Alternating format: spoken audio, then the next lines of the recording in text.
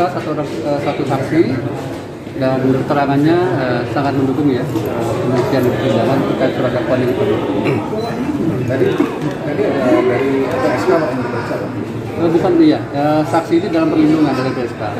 Jadi ada beberapa saksi dalam perlindungan LPSK. Total 11 saksi dalam perlindungan LPSK. Nah ini berapa total Pak yang saksi?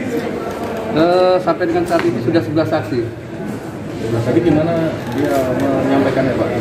Jadi keterangan, tadi kita juga putar, ada beberapa rekaman audio yang pada sidang sebelumnya sudah kita putar. Kemudian tadi penasihat hukum juga memutar ada video ya, dan video itu dibenarkan oleh kami.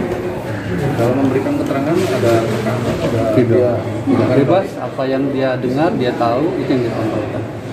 3 saksi hari ini ada hubungannya dengan saksi korban Pak, keluarga atau gimana Pak? Tidak ada hubungan dengan korban. Apa maksudnya tidak ada kedekatan dengan korban ya? Maksudnya dia menjelaskan apa yang dia tahu. Apa dia santri atau gimana Pak? Santri juga atau gimana? Bukan, saya tidak bisa jelaskan karena dalam perlindungan Mas. Kapasitas saksi sebagai apa saya tidak bisa jelaskan. Dalam artian dia yang mengalami sendiri atau dia dapat cerita dari saksi Dia korban? mendengar, dia mendengar langsung ya, mendengar langsung keterangan itu. Jadi kualifikasinya sebagai saksi tes audit itu. Ya, terima kasih Pak. Ini jeda ini Pak ya? Jeda dulu, nanti kita sampai sidang lagi 1.30. kurang berapa berarti? Setengah 2. Masih ada 2 saksi lagi nanti kita. Berarti 5. Hari ini 3 saksi. Oh, baru 1 Tiga. berarti. Baru 1. Yang 4 baru nggak jadi dihadirkan. Kemarin katanya mau hadirkan 4 lagi. Sudah kemarin sudah selesai. Ya. Terima kasih Pak. Oke. Ini maraton ya, karena habis ini kan lagi kita lanjutkan prinsipnya masih motif ribut soal rebutan di OPSID ya, Organisasi Pemuda Sidikiyah Indonesia. Jadi masih mengemuka di saksi yang sekarang ini. Jadi alat bukti yang disampaikan juga masih seputar itu. Tapi kalau soal kesaksian peristiwanya sama dengan yang lain. Jadi kategorinya testimonium di audit itu dia tidak tahu, tidak mengalami, dan kemudian dia baru tahu ketika dia diajak datang ke rumah saksi korban. Jadi dia datangi saksi korban, nanya-nanya, baru tahu. Ya hadir saksinya seperti itulah yang harus kemudian kita jadikan rujukan untuk menghukum orang. Tapi kan ada Pak saksi testimonium di audit itu tadi yang diungkapkan oleh jaksa. Semua tidak ada.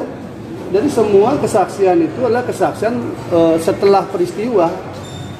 Yang namanya saksi ini kan yang bisa menggambarkan peristiwa itu.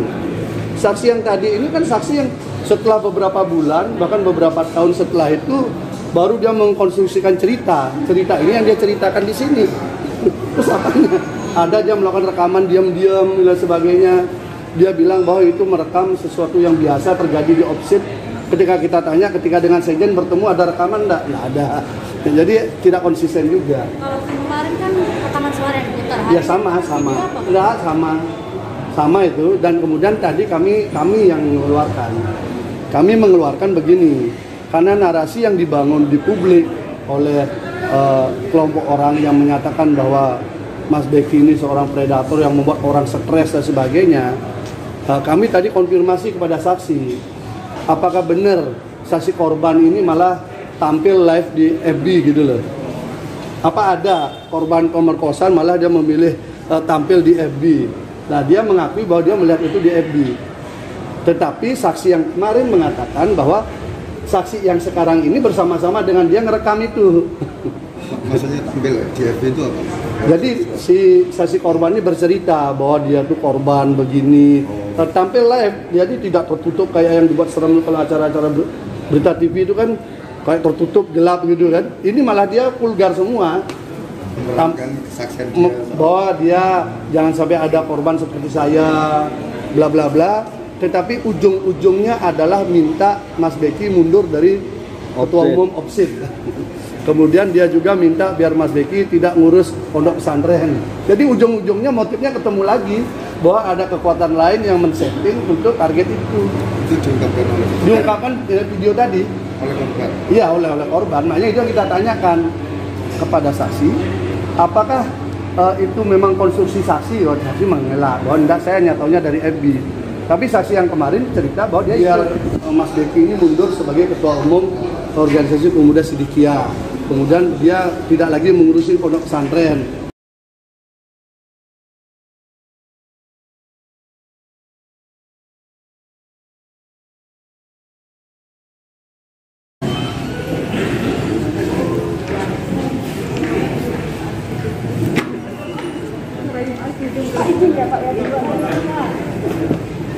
Kita ngerayu Pak Sidung. Hei, aduh. Gimana Pak? Pak. Jaksa penuntut umum semakin loyo. Iya Pak. Gimana Pak? Oke, ada dua saksi yang diminta keterangan hari ini. Ada beberapa keterangan yang tidak bersesuaian. Jadi tidak apa-apa, itu biasa. Karena memang keterangan saksi itu kan di bawah sumpah. Ada ancaman pidana di situ. Keterangan saksi yang memberikan keterangan saksi bohong atau palsu di persidangan ada sanksi pidana 7 tahun. Nanti kami akan pertimbangkan seperti apa nantinya. Berarti tadi bisa diartikan dia bohong atau gimana? Enggak, kami belum bisa ada keterangan saksi yang tidak bersesuaian saja. Nanti tidak bersesuaian dengan apa? Ada beberapa keterangan. Ada beberapa keterangan saksi yang sebelumnya kita minta, itu saja. Nggak bersesuaian dengan korban atau gimana maksudnya? Ya, ada beberapa keterangan saksi yang sudah kita minta keterangan. Jadi beberapa keterangan yang tidak bersesuaian itu saja. Apa ada bukti-bukti baru? Tidak. Bang yang tidak bersesuaian itu dengan keterangan saksi yang lain? Ya, dengan keterangan saksi yang lain. Oh gitu. Kan saksi-saksi lain ada 11 yang sudah kita minta keterangan. Ini ada beberapa keterangan yang tidak bersesuaian. Itu saja. Nanti kita pastikan nanti seperti apa. Dua ini hubungannya keluarga atau apa Pak? Saksi ya, kapasitas lebih saksi ya. Mungkin masih saksi JPU kan? Iya. Oke Pak, tadi kenapa kok memutar rekaman audio ulang? Kemarin kan sudah diputar, hari ini diputar lagi Pak. Diperlihatkan kepada saksi, ya, memastikan bahwa video itu dia tahu terkait video itu. Audio atau video yang diputar oleh jaksa? Kalau yang kedua saksi yang ini video ya, video. Untuk memastikan lagi keterangannya betul apa tidak. Terima kasih. Terima kasih ya.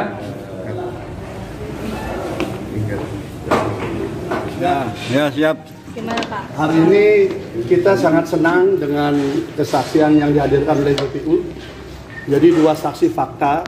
Jadi kalau yang kemarin saksi katanya, ini saksi fakta yang mengikuti proses interview yang bersama-sama dengan saksi korban, terang, jelas, dan di hadapan sumpah mengatakan bahwa interview ada di teras gubuk ST terapi, gubuk terapi di teras, bisa dilihat semua orang. Dan kemudian disebutkan juga wawancaranya hanya 5-10 menit. Ini linear dan keterangan saksi sebelumnya yang pro sana yang mengatakan juga mereka sendiri mengalami itu. Nah, saksi korban mengaku dia diwawancarai di tengah gubuk di dalam ruangan. Sementara dua saksi tadi mengatakan dia melihat langsung dan bergiliran. Itu saksi korban itu hanya diwawancarai 5-10 menit juga sama dengan yang lainnya. Di teras juga, siang hari. Jadi tidak ada cerita dari jam 10 malam pergi sampai jam 12 siang. Tidak pulang. Dan itu juga pernah terjadi karena aturan di asrama putri juga tetap. Artinya keterangan saksi ini bertentangan dengan kesaksian korban? Ya, jadi kalau diambil dari 5 cerita, 5 orang ya, ini 4 ini menceritakan dirinya diwawancarai di teras gubuk dan siang hari. Walaupun yang 2 ini mencoba membantu kesaksian ini bahwa ini diperlakukan berbeda. Tetapi yang 2 ini mengatakan sama. Hanya bedanya yang 2 ini waktunya berbeda, ini mereka bertiga bersamaan. Jadi 2 ini bersama saksi korban bersamaan. Ya. Dan kami tadi mengajukan keberatan juga, saksi ini sempat ada yang mengintimidasi ketika ada di ruang jaksa. Tadi diajukan keberatan. Jadi mencoba untuk menjatuhkan mental yang bersangkutan. Sehingga saya katakan kalau LPSK tidak bisa bersikap adil, biarlah Tuhan dan rakyat nanti akan melihat siapa yang akan membela mereka. Karena kalau kita lihat hari ini kan lucu, LPSK menjaga orang-orang yang justru ikut di dalam mendesain ini semua. Bahkan kuasa hukum pun berbaju LPSK. Sementara saksi ini saksi fakta juga. bukan saksi katanya, ini saksi fakta. Jadi bukan katanya, ini saksi fakta. Dia ikut bersama dengan korban. Dia wawancarai, dia diinterview bersamaan. Beda waktu saja. Harinya sama, keterangan yang pertama dan kedua sama. Dan ini bukan saksi dari kami loh ya. Ini saksi dari JPU. Ini semakin membuat terang, jelas bahwa memang peristiwanya fiktif. Dari mana Anda tahu kalau saksi tadi diintimidasi? Ya, saksi kan menyampaikan keberatan tadi yang kedua. Yang pertama tidak menyampaikan, tapi yang kedua menyampaikan bahwa merasa tidak nyaman ketika ada seseorang masuk di ruang tunggu itu menyampaikan hal-hal tertentu yang merendahkan posisi pondok. Itu menteror dia agar cepat-cepat mengurus apalah di situ dan sebagainya. Sehingga disampaikan kepada majelis hakim tadi, dan kami kaget itu. Dan ini menjadi linier dengan penggunaan ruangan-ruangan di pengadilan ini untuk kegiatan-kegiatan podcast LSM maupun kementerian, kegiatan-kegiatan yang untuk membangun peradilan opini. Itu linier, karena di sini kami sudah laporkan juga pada ketua pengadilan juga. Praktek-praktek itu sudahlah hentikan. Rekayasa itu hentikan. Cukup sampai di Sambo saja ada rekayasa. Setelah itu jangan lagi ada. Itu aja. Disampaikan tadi, jadi di ruang sidang resmi saksi yang kedua menyampaikan tidak nyaman dengan adanya orang. Mestinya saksi ini kan tidak diganggu. Siapa Pak? Yang paling tahu kan karena itu ada di ruangan jaksa yang paling tahu siapa yang boleh masuk di sana. Kami nggak tahu. Lihat aja. Kalau intimidasi itu sendiri dilakukan berkala atau sekali Nggak, saja? baru ini muncul. Kan baru saksi fakta kan baru ini. Saksi yang lain kan saksi cerita katanya. Yang dihadirkan pakai baju LPSK segala itu mayoritas cerita katanya dari korban. Kalau ini dia melihat korban langsung diwawancarai. Pak, berarti kalau ada di ruang jaksa berarti kemungkinan orang. Silakan aja siapa yang bermain, saya nggak tahu. Tapi intinya bahwa itu muncul di ruang sidang. Intimidasi itu dilakukan kapan? Tadi. Jadi mereka kan menunggu nih kan? Iya tadi. Saat istirahat. Merasa tidak nyaman ya, karena bahasa-bahasa itu bagaimana merendahkan posisi pondok lah. Itu sebagai alumni pondok dia merasa tidak nyaman, seakan mengganggu pikiran dia untuk bersaksi. Padahal dia saksinya saksi JPU loh. Kami kan belum mengajukan saksi, kami juga kaget kesaksiannya. Sesuai melakukan intimidasi itu berapa orang? Saya nggak tahu, nanti kan biarkan yang paling tahu kan JPU, karena ada di ruang JPU itu kan. Oh, diperbolehkan masuk itu Pak? Saya nggak tahu, orang kita tahunya di sini. Ketika disuruh memberikan catatan tambahan apa, itulah yang terjadi. Hanya merasakan dia menyampaikan bahwa merasa tidak nyaman dengan adanya seseorang yang mendatangi mereka berdua, kemudian menyampaikan soal masalah pondok itulah kurang inilah sebagainya, sehingga dia sebagai orang alumni pondok itu merasa terganggu. Ya intinya secara psikologis lah, pendekatan perempuan ditekan begitu kan. Sosok batang itu satu orang atau dua orang? Sosok batang itu tadi? Saya nggak tahu karena fakta itu yang diceritakan tadi. Tapi di antara itu semua kan itu tidak terkait dengan peristiwa ya. Peristiwa boleh dikatakan hari ini dakwaannya runtuh oleh kesaksian dari JPU. Intimidasi itu dilakukan secara fisik. Psikis. Kalau fisik kan nggak mungkin lah. Polisi banyak begitu di situ, nggak mungkin kan. Tapi psikis, bahasa bagi perempuan kan kata-kata lebih tajam kan daripada silet. Pak menegaskan aja keterangan dari dua saksi yang beda ini berarti beda dengan keterangan dari saksi korban ya yang pernah Beda dari saksi korban, tetapi dia hampir sama dengan dua saksi yang disebutkan, dua perempuan itu yang disebutkan juga di interview. Dua orang ini mengakui dia diwawancarai di teras, dua-duanya 10 menit. Tetapi ketika dia bersaksi bahwa si korban itu ceritanya beda gitu loh. Tetapi tadi dengan ditambah dua lagi bahwa dia juga sama, sebenarnya 5-5-nya ini sama, lokasinya sama, durasinya juga sama.